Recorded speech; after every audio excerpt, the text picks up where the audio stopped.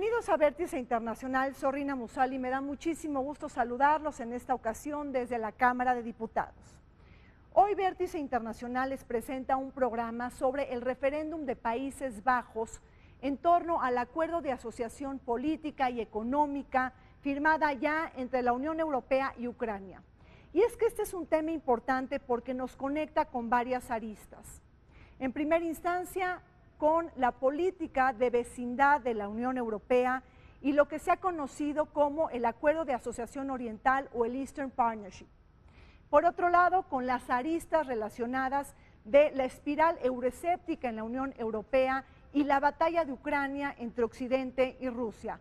Acompáñenos en Vértice Internacional, quédese con nosotros.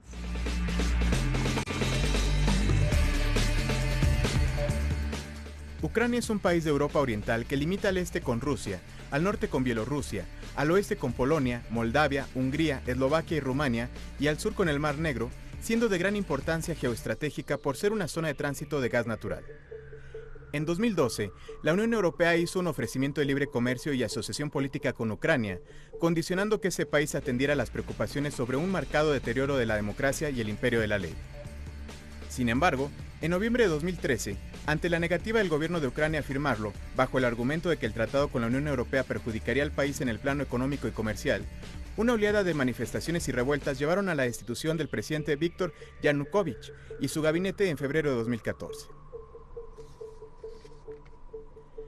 Un mes después, en plena crisis en la región, fue aprobado un cuestionado referéndum por el cual Crimea dejó de pertenecer a Ucrania para anexarse a Rusia, nación que consideró legítima la acción, pero no por Estados Unidos ni por el gobierno en Kiev.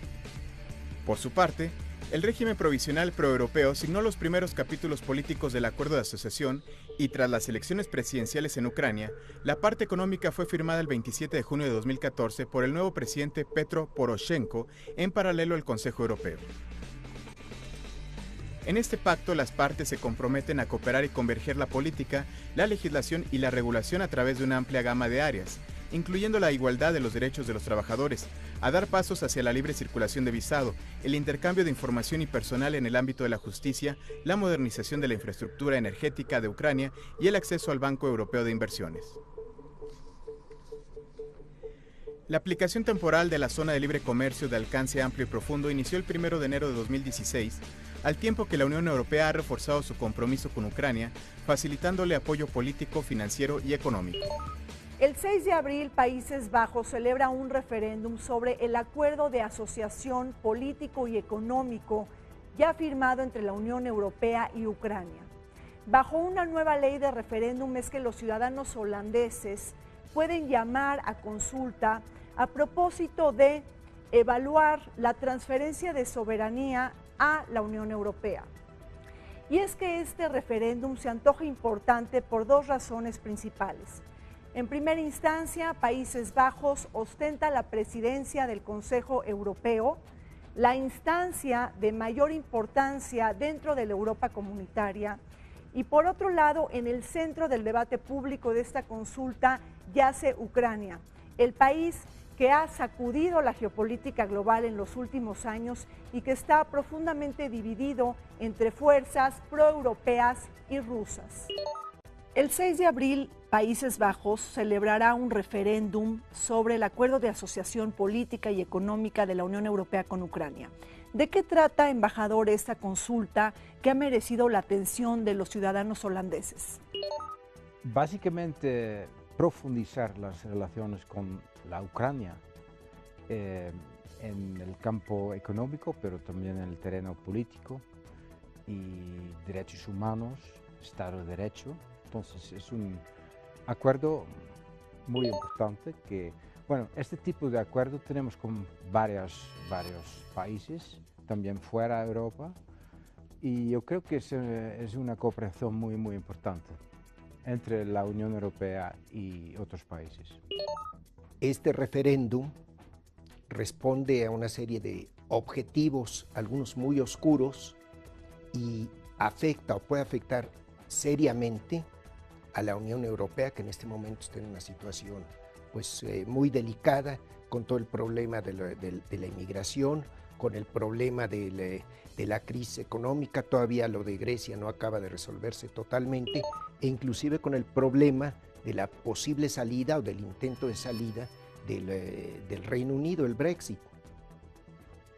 Entonces, por todas estas circunstancias me parece que el referéndum es un hecho, un acontecimiento que no puede producirme más que críticas y disgusto.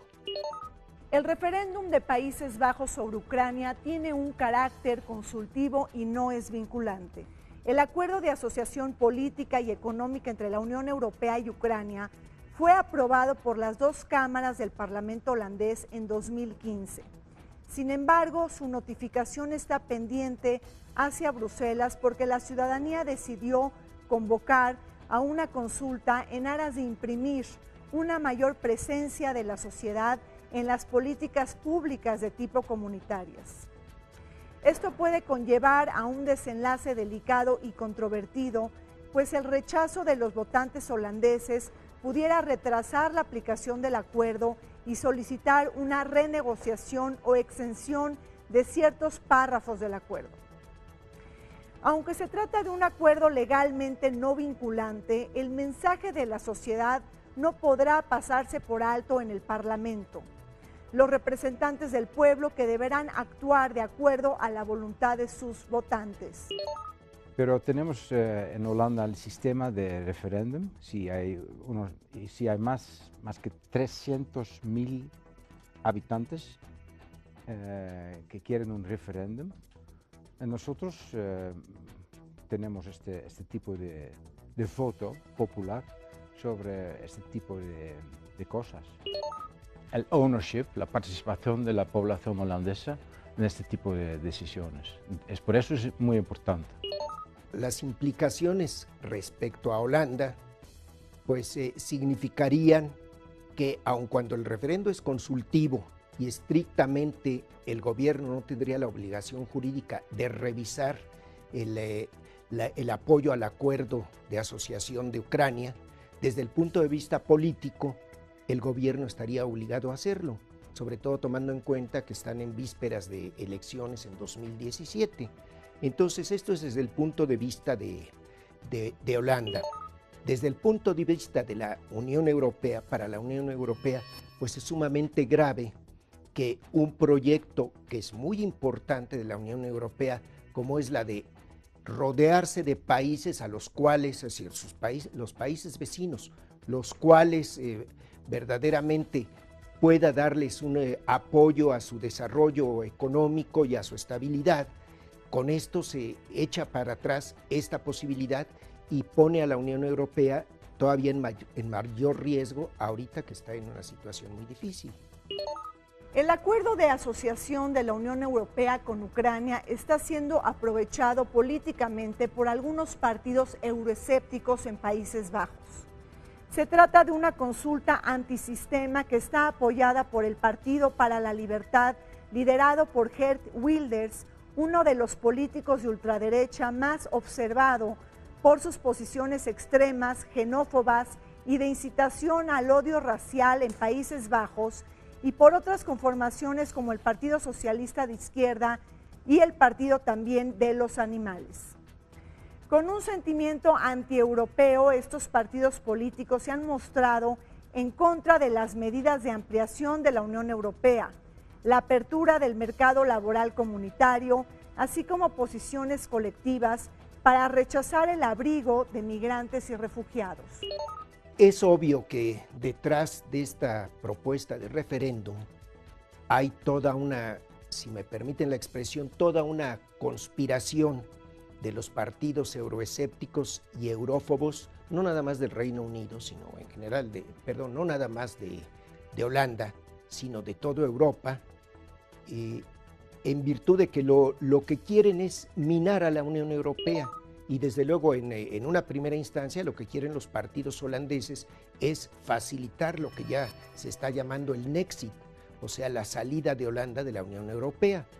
Recordemos que en el pasado, en 2005, ya fue Holanda uno de los países que dijeron no a la Constitución Europea y entonces crearon una situación pues muy delicada, muy grave desde el punto de vista jurídico y desde el punto de vista político para la Unión. En Países Bajos está creciendo el sentimiento euroescéptico, lo podemos palpar en algunos partidos políticos. Yo creo que el gobierno de Mark Rutte es muy positivo, muy optimista en lo que es el apoyo de la población para el proyecto europeo. Pero sí que podemos mejorar la cooperación según las líneas de nuestras prioridades. Pero en general, los Países Bajos es uno de los países fundadores y para nuestra economía, para nuestra sociedad, Europa es muy, muy importante. Entonces, ese es el sentimiento que es dominante. Una de las aristas del acuerdo de asociación política y económica de la Unión Europea con Ucrania, que amenaza con generar mayor cantidad de votantes holandeses enojados, es sobre la exención del visado para los ucranianos. Geert Wilders ha demandado un voto en contra, a propósito de rechazar libertades totales y cero restricciones de viaje a los ucranianos. Este punto se articula como uno de los más sensibles y filosos en medio del proceso de convergencia política y económica que se está llevando a cabo entre Bruselas y Kiev. Bajo este escenario, las voces europeístas han puesto sus ojos en lo que sucederá en Países Bajos. El mismo Jean-Claude Juncker ha utilizado una narrativa persuasiva para alentar a los votantes holandeses a que lo hagan a favor del referéndum. No debemos de perder de vista que la celebración del referéndum de Países Bajos sobre Ucrania tendrá lugar justamente un año antes de la celebración de elecciones parlamentarias en Países Bajos en el año 2017. Y aquí surgen varias preguntas. Una forma de tantear los ánimos populares frente al actual gobierno de Mark Rutte. Otra forma para palpar los tintes euroescépticos que están creciendo en Países Bajos frente al sentimiento euroentusiasta. Y es que no hay que perder de vista la centralidad de Países Bajos y su rol en la Europa comunitaria. Países pequeños, pero sin embargo de enorme peso y envergadura que Países Bajos tiene dentro de la Unión Europea. Otra cuestión pues muy grave, dramática por así decirlo, es que con este apoyo al referéndum, o sea, este apoyo al no por parte de los partidos holandeses, eurófobos y racistas y antiislámicos, etcétera, que van de la mano de Geert Wilders, que es una especie de Trump de Holanda y de Europa, pues lo curioso es que con esto se acercan precisamente a la misma tesis de Moscú, porque Moscú, Rusia no quiere que haya el acuerdo de asociación de Ucrania con Europa, porque siente que eso pues, es parte de su espacio político vital y que eso implicaría que Ucrania se sesgara hacia la Unión Europea.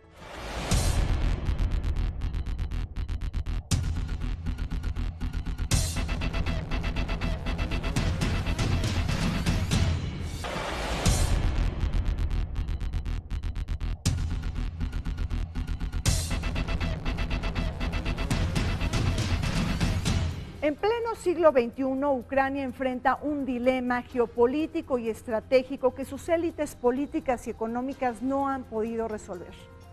Formar parte de la zona de influencia europea comandada bajo el liderazgo de Bruselas o bien seguir bajo el tutelaje y el andamiaje de Rusia. Mientras que algunas fuerzas partidarias están seducidas por el modelo europeo de paz, de progreso, de democracia y calidad de vida, otras fuerzas intentan colocar a Ucrania dentro del tutelaje de Moscú. Y es que aquí también se está jugando la carta de añoranza que algunos ucranianos pregonan por haber formado parte de la antigua Unión Soviética. Sin duda le va a interesar, pero yo creo que no hay tensiones entre Rusia y los Países Bajos sobre eso. Es que yo creo que Rusia tiene respeto para este proceso que tenemos, proceso constitucional, y va a esperar el resultado. Y yo creo que no va, digamos, va a profundizar ciertas tensiones que no tenemos con Rusia. Bueno, la batalla de Ucrania pues es lamentablemente una batalla que se da en un país que yo siempre he dicho que está crucificado entre Occidente y Oriente, porque por una parte tiene vinculaciones muy profundas de idioma, de filia, etcétera, con Rusia. Inclusive Ucrania, Kiev fue la cuna de Rusia, y por otro lado también tiene una vocación europea.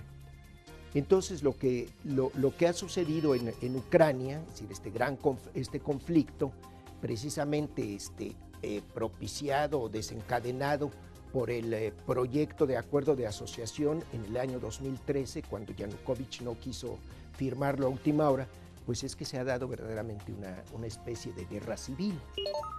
La batalla por Ucrania ha llevado a la peor crisis entre Rusia y Occidente después del colapso de la Unión Soviética. En el centro de esta política se encuentra Vladimir Putin, el hombre fuerte de Rusia que bajo una visión nacionalista, geopolítica y estratégica se anexó Crimea y alimentó una guerra civil enviando tropas, armas y dinero a los separatistas de Donetsk y Lugansk. Pero, ¿qué fibras motivaron la actitud belicosa y violenta de Moscú? La política de puertas abiertas de la OTAN hacia Europa del Este y la política de ampliación de la Unión Europea hacia los espacios postsoviéticos.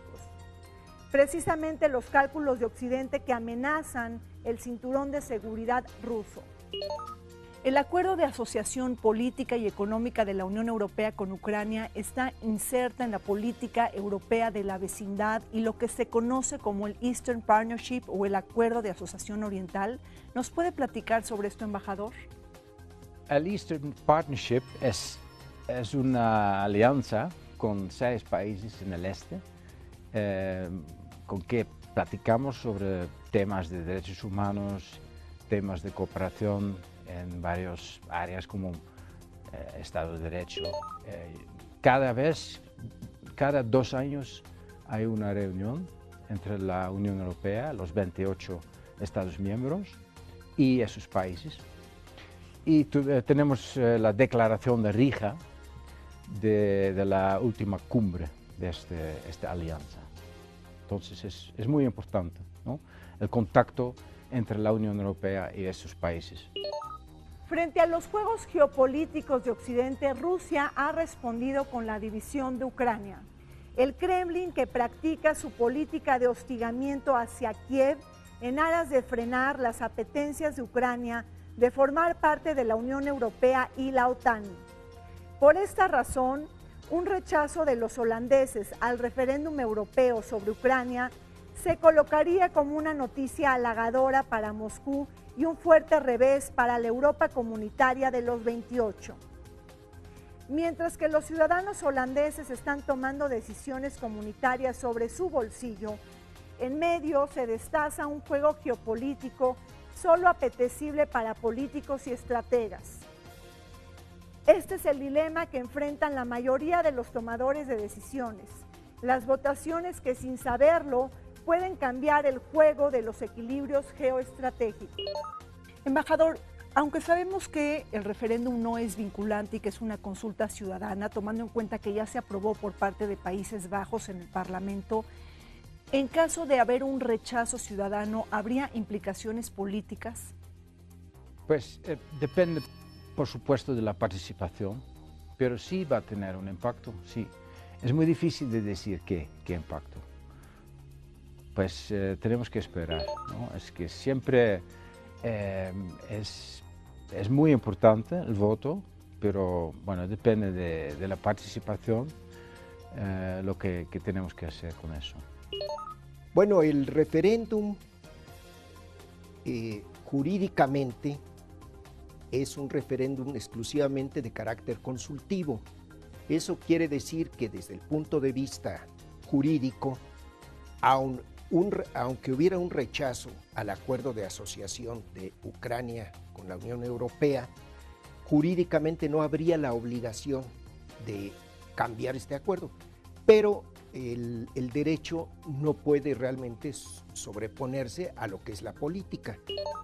Jurídicamente, pues tendría que haber una revisión por parte del Parlamento de los Países Bajos que echara para atrás la decisión de haber aprobado y ratificado el referéndum, ratificado el acuerdo de asociación por parte de los Países Bajos. Yo creo que esto será difícil que suceda, pero desde luego sí es una implicación que causa todavía más inestabilidad en la Unión Europea, que, como decía yo hace un momento, pues está en una situación sumamente delicada. Ucrania está dividida entre dos pertenencias geográficas, históricas y étnicas.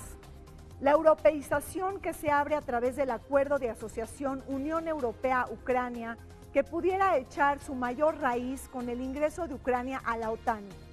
El paso más decisivo e importante de todos, y las políticas de rusificación que alentarían a Kiev a adherirse a la Unión Económica Euroasiática, el bloque económico y comercial dominado por Moscú y otras repúblicas exsoviéticas.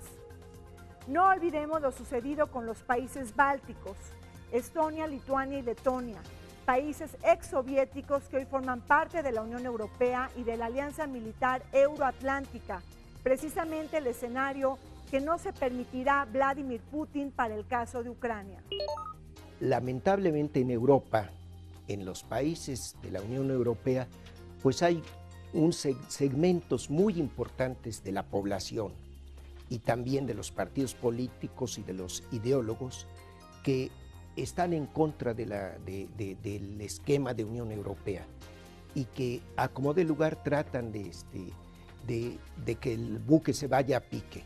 Entonces no es tanto un problema de Holanda, de los Países Bajos, sino que es un problema de muchas comunidades en muchas partes, y por eso vemos nosotros que los famosos partidos de extrema derecha eurófobos hay por todas partes, euroescépticos, desde el famoso Frente Nacional en Francia hasta el UKIP en el Reino Unido y en muchas otras partes.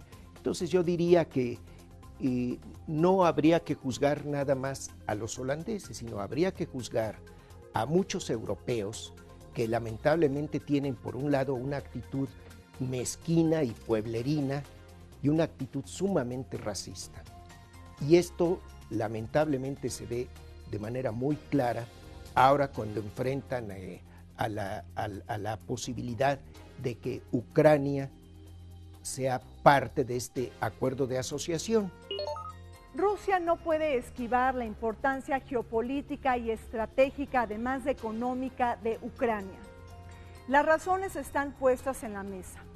Ucrania fue la segunda república soviética más poderosa. Además, su geografía le permiten tener un carácter más euroasiático, que le permiten jalar a Rusia hacia el centro europeo. En otras palabras, Ucrania le quita el sesgo aislacionista a Rusia, y esto el Kremlin no lo puede soslayar. Por otro lado, hay que recordar que Ucrania también es el paso de las exportaciones de gas ruso hacia el viejo continente. Ucrania es muy importante como país, ¿no? Es que hay 45 millones de habitantes, pero también es el granero de Europa. Tenemos muchas empresas ahí, entonces económicamente y políticamente es muy importante para Europa. Por ingenuidad, por ignorancia o por mala fe, se está confundiendo este acuerdo de asociación, que no es más que un acuerdo de libre comercio con algunas posibilidades de apoyo político a los países que circundan la Unión Europea. Se está confundiendo este acuerdo, que es un acuerdo menor, con lo que es propiamente la adhesión y la membresía a la Unión Europea. Entonces, quienes atacan a este acuerdo de asociación y al hecho de que Ucrania pueda tener este acuerdo de asociación, Lo hacen, repito, con torpeza, con ingenuidad o con mala fe, diciendo no, es que va a entrar a la Unión Europea y además le vamos a tener que dar, por lo menos Holanda, 161.000 millones de euros para sus reformas, lo cual es totalmente falso. El 23 de junio del 2016 estará marcado para formar parte de los libros de la historia y de la geopolítica. En esta fecha se celebra el polémico referéndum en Reino Unido para decidir si permanece o abandona la Unión Europea.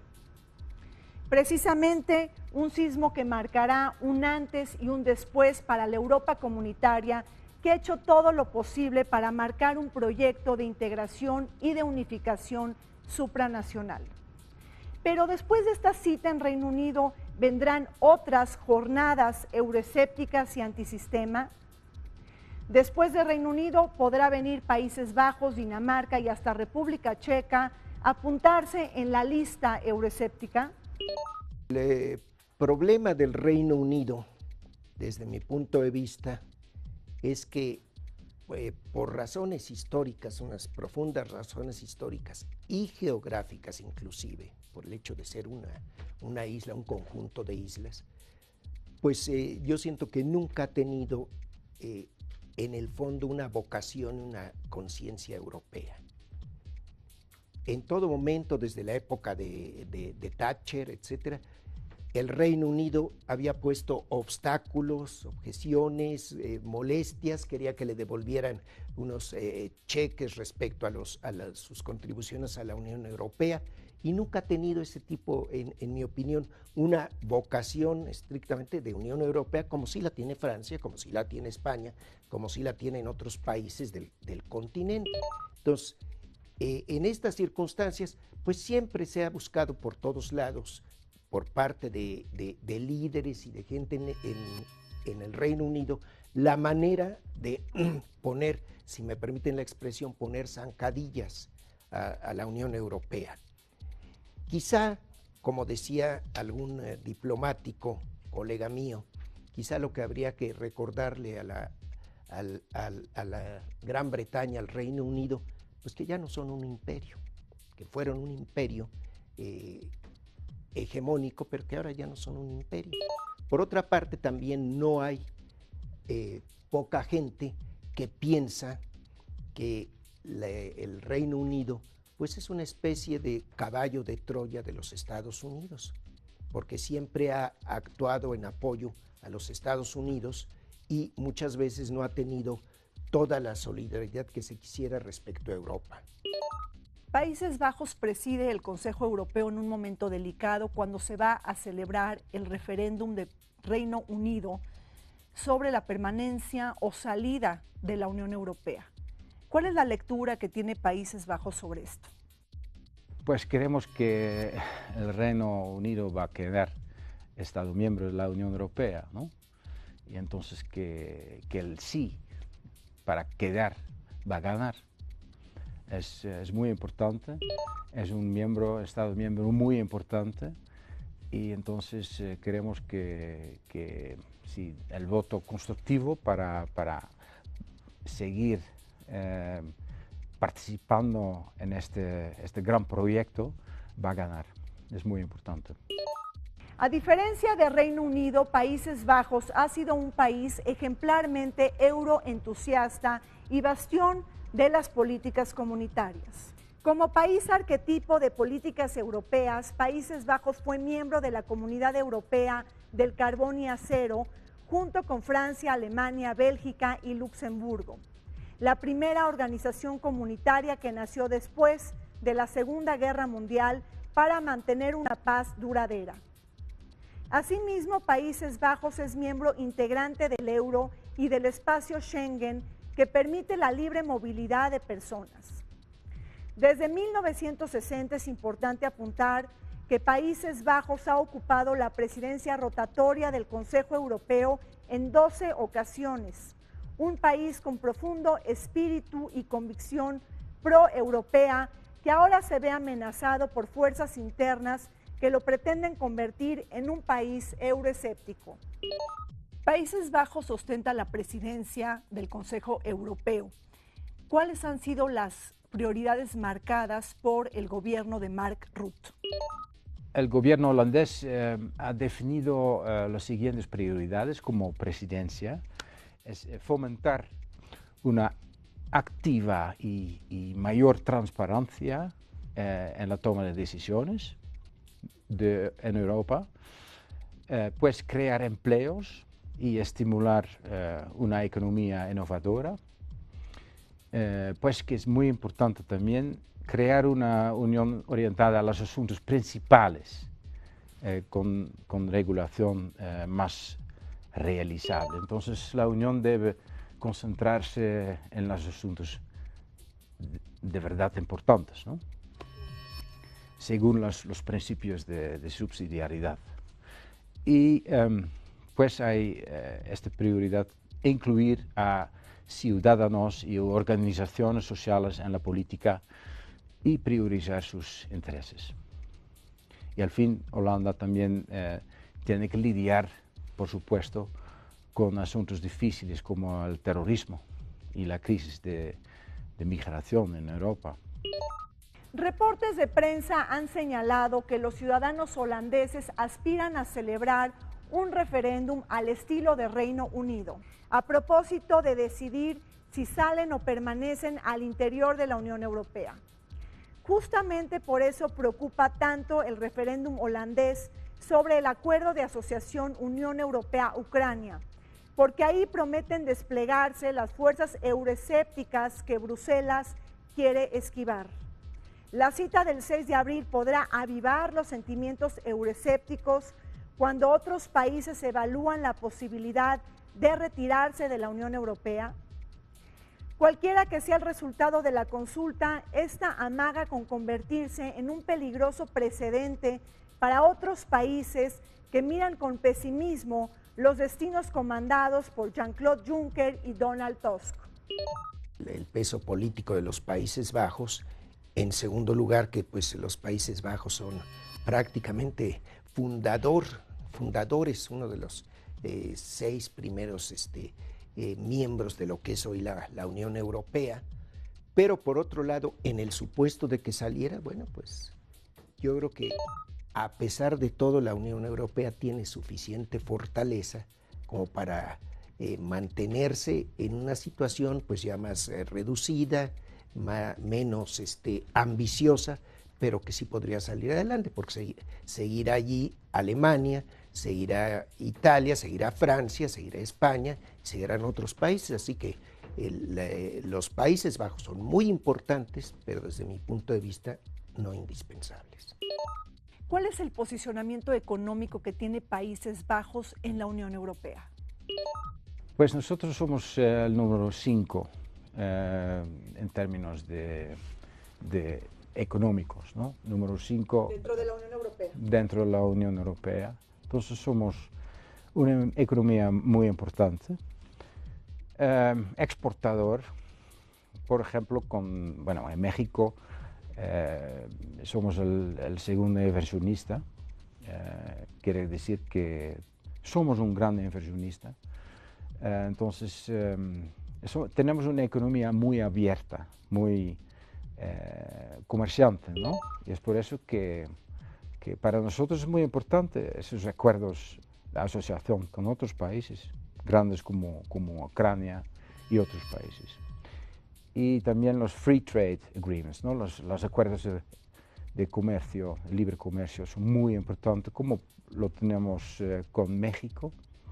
Es el FTA con México, que vamos a dar un upgrade en buen español, y acordamos bajo nuestra presidencia sobre el mandato para la Comisión para empezar las negociaciones con México sobre eso. Es muy importante. El acuerdo global, ¿no? El acuerdo global, sí, correcto. Y político. Sí, diálogo político, pero también el diálogo sobre el comercio, el libre comercio, que es muy importante. Claro, y que tenemos que dar un upgrade, porque ya es uno de los primeros free trade agreements, ¿no?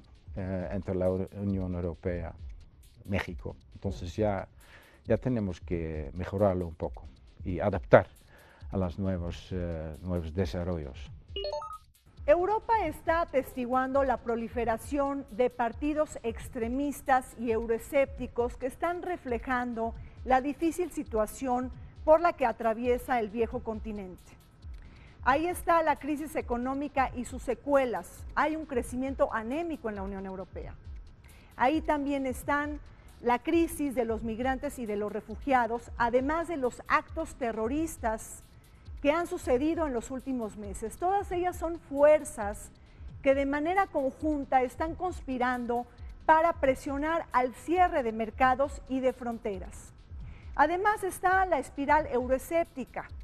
Aparte de Reino Unido, de Países Bajos, también está Dinamarca, el país que el año pasado celebró elecciones y en donde el Partido Popular danés fue la segunda fuerza más votada. Un partido de extrema derecha que ha destacado por sus políticas anti-inmigrantes y anti-europeas.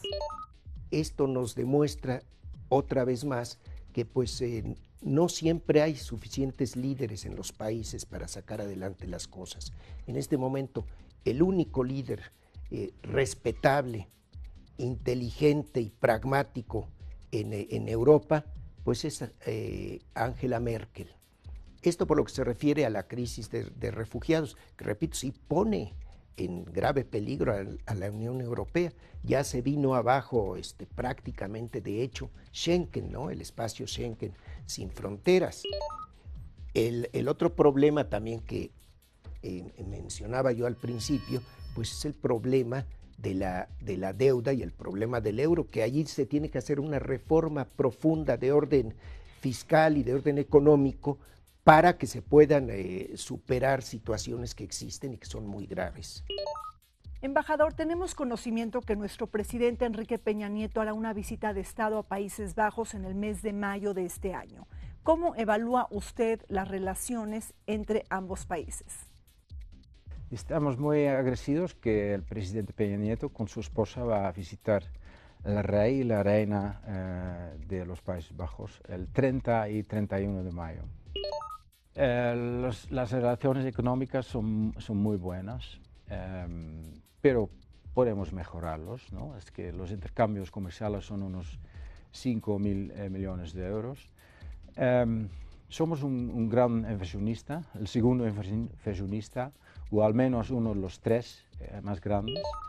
Entonces todas las empresas grandes, muy grandes, internacionales, holandesas, se encuentran en México con inversiones como Heineken, Unilever, Philips, Shell y DSM y otros.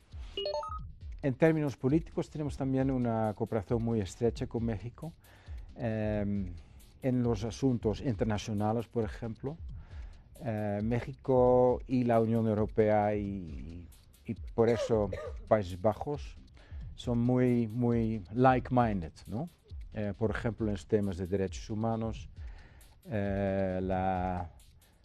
digamos, la conservación del sistema internacional de protección de derechos humanos, pero también en temas como desarme y non-proliferación. Y ahora estamos también cooperando en la preparación de una conferencia que se llama UNGAS, es sobre drogas. Sí, donde nosotros encontramos en México un partner.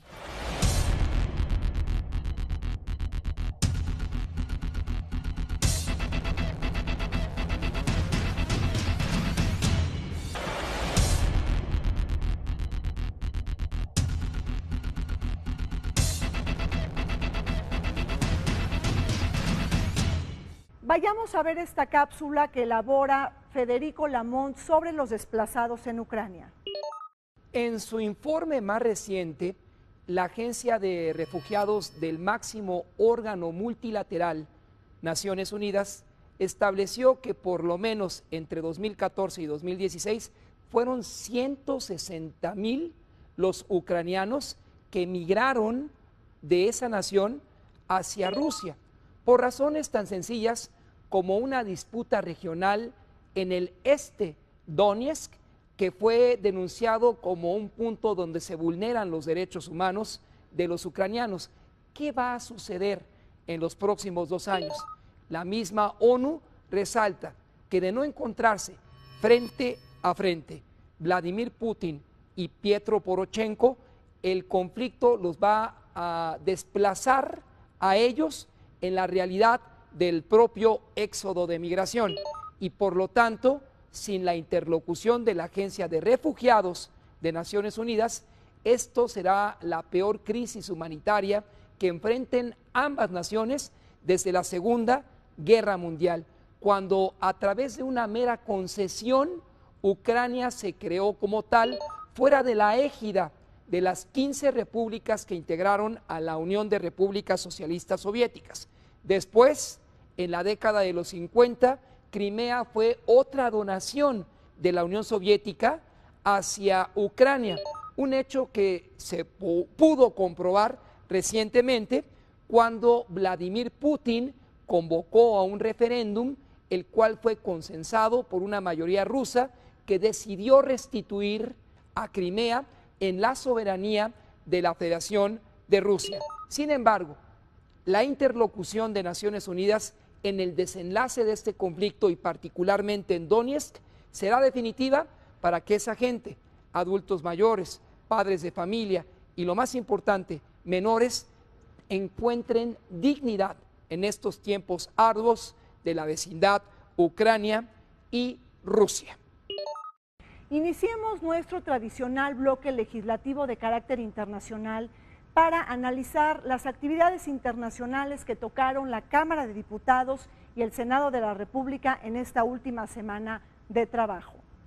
Y estas fueron las actividades en la Cámara Alta. Bueno, y el miércoles 23 de marzo falleció el ex canciller Fernando Solana Morales. Senadoras y senadores reconocieron su labor y el desempeño que tuvo como senador, servidor público en los distintos cargos administrativos en lo que estuvo a lo largo de su carrera. Fernando Solana también fue legislador de la República. También reconocemos su labor como senador de la República en la 56ª y 57ª legislatura, en las que tuvo la responsabilidad de presidir la Comisión de Relaciones Exteriores y presidir también la mesa directiva de esta Cámara durante el mes de noviembre de 1997.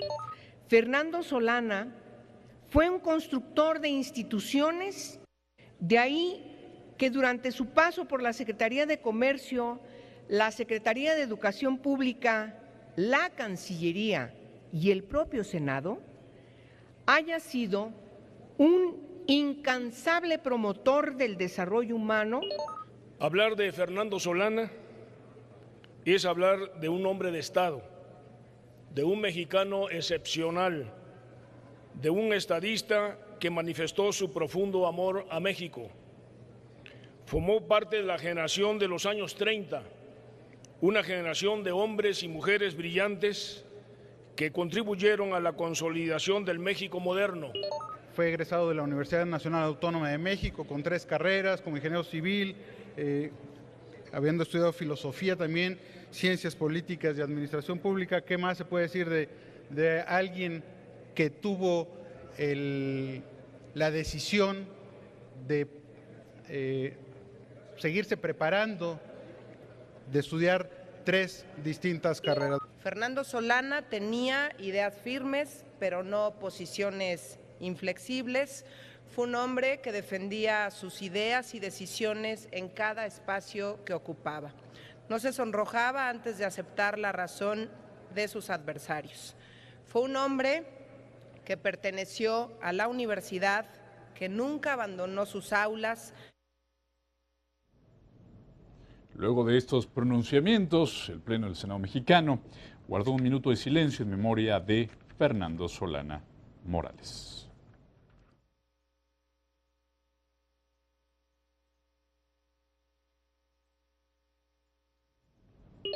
La senadora Laura Angélica Rojas Hernández de la fracción del PAN presentó iniciativa para expedir la ley reglamentaria de los artículos 76 y 78 de la Constitución Política. El propósito, modificar la regulación de la designación y rendición de cuentas de quienes son nombrados por el Senado como embajadores, cónsules y representantes diplomáticos en el servicio exterior mexicano. Esto es el 43%. Se establecen criterios y parámetros de evaluación del designado durante las comparecencias a fin de valorar el grado de cumplimiento del designado con los requisitos establecidos en el artículo 20 de la Ley del Servicio Exterior Mexicano. La evaluación de su desempeño en responsabilidades previas, vinculadas, asociadas o relacionadas con la tarea diplomática o consular. Y en relación a las Comisiones Unidas de Hacienda y Crédito Público y de Asuntos Migratorios fue remitida una proposición con punto de acuerdo presentada por la senadora del PT, Laida Sansores San Román, en el cual exhorta a dar cumplimiento a la sentencia de amparo emitida por el Juzgado Segundo de Distrito en materia administrativa de la Ciudad de México relativo a la devolución del fondo campesino de los exbraceros que está retenido, dijo, por el gobierno federal desde hace más de 7 décadas. Por favor, levanten la mano. El senador Raúl Morón Orozco, del Grupo Parlamentario del PRD, propuso facultar al Sistema Nacional para el Desarrollo Integral de la Familia, el DIF, para proporcionar protección a las niñas y niños migrantes no acompañados en coordinación con diferentes asociaciones civiles abocadas a esta materia. El proponente señaló como necesario modificar diversos artículos de la Ley de Migración. El tema fortalecer los lazos entre organizaciones de la sociedad civil y el DIF, así como promover la protección conjunta de menores migrantes no acompañados, se convierte en una cuestión fundamental, ya que actualmente esta protección no se cumple y los menores siguen siendo asegurados en estaciones migratorias. Y el coordinador parlamentario del PRD, el senador Luis Miguel Barbosa, presentó punto de acuerdo en donde se propone que el Senado de la República realice una campaña en contra del señor Donald Trump, candidato por el Partido Republicano a la presidencia de los Estados Unidos, por sus acciones y declaraciones en contra de los mexicanos que tienen como objetivo fomentar el odio y la división. A los mexicanos que ya... Y se dirige a los mexicanos que ya se volvieron nacionales americanos, para decirles, ellos son su competencia, ellos vienen por lo que ya ustedes tienen. Es una estrategia perversa. El punto de acuerdo se remitió a la Comisión de Relaciones Exteriores América del Norte, donde tendrá que ser analizado y se tendrá que emitir dictamen. Y en más actividad, embajadores integrantes de la Unión Europea se reunieron aquí en San Lázaro con la Comisión de Relaciones Exteriores, evento en el que se hizo un llamado para que México y la región europea acuerden trabajar en materia de seguridad, y ahí también se condenaron los recientes atentados ocurridos en París y Bruselas.